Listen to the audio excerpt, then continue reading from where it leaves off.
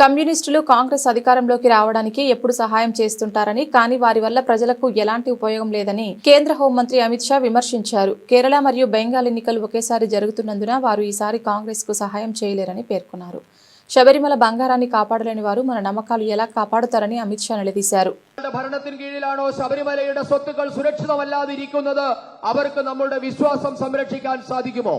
जरा जोर से बोलिए भाई, बचा सकते हैं क्या हमारी आस्था को? ഉറക്കെ പറയൂ, നമ്മുടെ വിശ്വാസം സംരക്ഷിക്കാൻ അവർക്ക് കഴിയുമോ? सब लोग जोर से बोलिए, हमारी आस्था को बचा सकते हैं क्या? എല്ലാവരും പറയൂ, ഉറക്കെ പറയൂ. केरल की मूल आस्था का संरक्षण अगर कोई कर सकता है तो केवल और केवल भारतीय जनता पार्टी कर सकती है. കേരളത്തിൽ ആർക്കെങ്കിലും വിശ്വാസം സംരക്ഷിക്കാൻ സാധിക്കുമെങ്കിൽ അത് ഭാരതീയ ജനതാ പാർട്ടിക്ക് മാത്രമേ സാധിക്കൂ.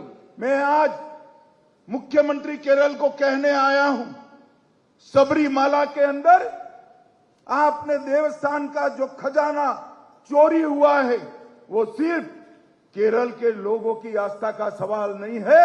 पूरे देश के लोग बड़ी शंका के साथ आपको देख रहे हैं.